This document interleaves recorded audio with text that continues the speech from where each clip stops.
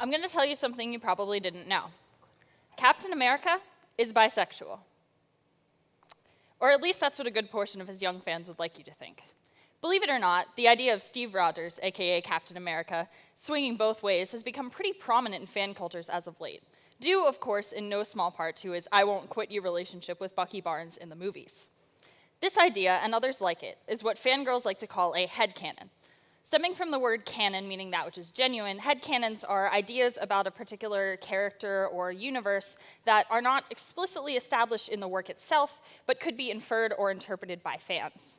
Headcanons like these form the basis for derivative and transformative works, otherwise known as fanfictions. The Organization for Transformative Works explains fanfiction as taking something extant and turning it into something with a new purpose, sensibility, or mode of expression. Essentially, it's a reimagining of an existing work in a new way. There are a lot of different kinds of fanfictions. You've got alternate endings, deleted scenes, alternate universes featuring the characters in a new situation, you name it. The alternate universe one is one that we actually see a lot of in the mainstream today. You've got Hamlet with African animals, Romeo and Juliet with garden gnomes, Bible stories with talking vegetables. The list goes on and on. All of these are existing works reimagined as something else entirely. For those with a basic knowledge of fan culture, the beginning of fan fiction is usually thought to be with Star Trek, the original series. Here we get classics like A Trekkie's Tale, published in a fanzine in 1973, because that's what they did back then. Here we get the modern-day concept of a Mary Sue, a character usually based on the author who is perfect to the point of being unrealistic. But despite the influence Star Trek has had on fanfiction and the world of fandom in general, the concept of fanfiction dates back even further, at least to the last great fandom before Star Trek, Sherlock Holmes. You may have heard of Sherlock Holmes' rabid fangirls and their massive backlash against his death in the books. But even in the 1880s, these fans were beginning to write and publish their own fanfictions, as well as trade questions and speculations about the novel, perhaps forming some of the first headcanons. But in order to get what I'm talking about here, we need to make a distinction between the concept of fan-written fiction, transformative works, and fanfic, the cultural phenomenon of writing and publishing online fanfiction. The fanfic community has its roots in the correspondence of the Sherlock Holmes fans and the fanzines of the Trekkies. But its real power in society comes from the integration of fanfiction writing and social networking, made possible through use of the internet. Fanfiction's place in the internet world really started in the 90s and early 2000s with the oldest fans of the Harry Potter books. Now, my generation was raised on this series, but I'll admit that I'm far too young to have been involved in the early days of that fandom.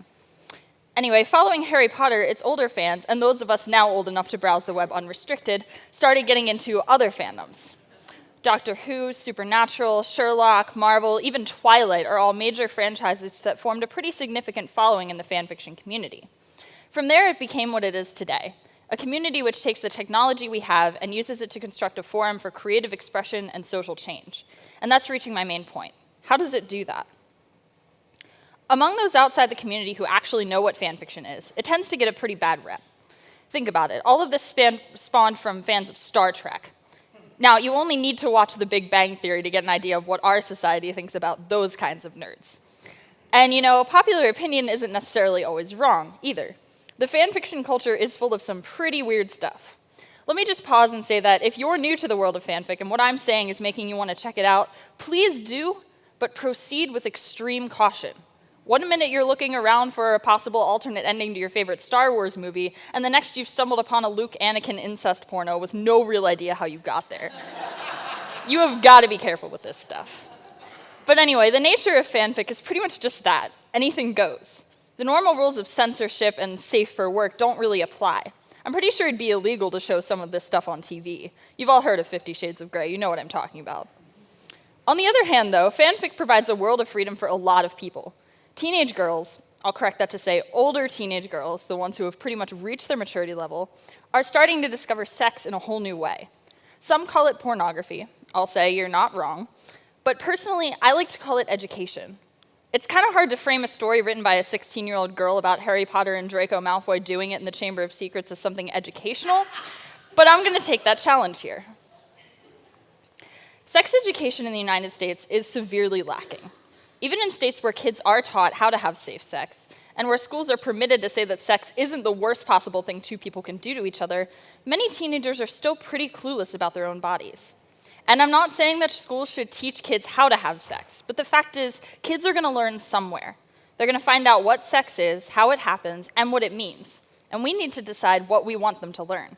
Is it that sex is dirty, shameful, and wrong? Or that sex is a natural part of human life, and as long as it's done safely, it can even be a good thing? What that weird side of the fanfiction community does is show our teenagers, specifically our teenage girls, that having sexual desires is normal, acceptable, and even a good thing. All messages that aren't typically perpetuated by the mainstream media, especially for girls.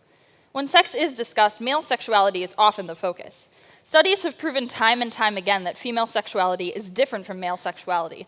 And the fact is, sometimes female sexuality is watching Star Trek and realizing that all you really want right now is to watch Kirk and Spock make out with each other. And that's okay. Thanks to fanfiction, you can explore your sexuality and sexual desires on your own time, in a whole new way. Fanfiction is personal, media created by women, for women, by men, for men, by nerds, for nerds. And of course, that offers a huge benefit for another underrepresented group in society, the lesbian, gay, bisexual, transgender community. In case you haven't figured it out at this point, let me clarify that I am, in fact, a fanfiction writer. I got into the Harry Potter fandom just as it was starting to wind down, and ever since then I've hopped from fandom to fandom, reading mostly, but writing the occasional short fic myself. And let me tell you, being a part of this community has changed my life in so many ways. One in particular stands out. When I was in middle school, I met a girl whose mother was a lesbian. Thus, around the same time that I started getting into fanfic, I also got into LGBT activism. I was a good little straight ally for a few years, but at the same time, the whole concept of gay people was still kind of new to me. It wasn't until my friends in fandom started introducing me to slash fiction that I really got used to the idea. I know that sounds weird. This story about two assumed heterosexual characters getting it on is what made me tolerant of the gay community, but that's pretty much what happened. And because of that, when I got a little older and started to actually figure myself out, I found it so much easier to accept the fact that I wasn't as straight as I first thought. I actually had a short relationship with a girl that I met through fanfic, and she helped me not only to discover who I was, but to also come out at school. Because I had such a supportive community backing me up, the whole process went so much easier than it would have had I done it alone. And I'm sure this isn't a unique story. Fanfiction offers a forum for fans to create the representation that they can't find in mainstream media. By providing a free online publishing platform usable by anyone, fanfiction allows for media controlled by its users, for enjoyment rather than profit. Now teenage girls and LGBT youth can explore the kind of stories they want in a forum designed for them and by them. And LGBT writers can write, publish, and read their own stories. Think really hard for a moment and try to remember the last time you saw a character on TV or in a movie who was and actively identified themselves as bisexual. It's kind of hard, isn't it?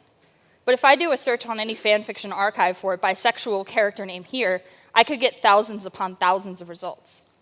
Stories about bisexual characters, among others, are out there for us, even when we can't find them in the mainstream. We're having our stories told, often for the first time. The bisexual Captain America movement gave us something entirely new, a superhero who is like us. Never mind the fact that it's not canon. It's out there, and it's available to everyone who looks for it. And that, to me, is pretty damn amazing. Thank you.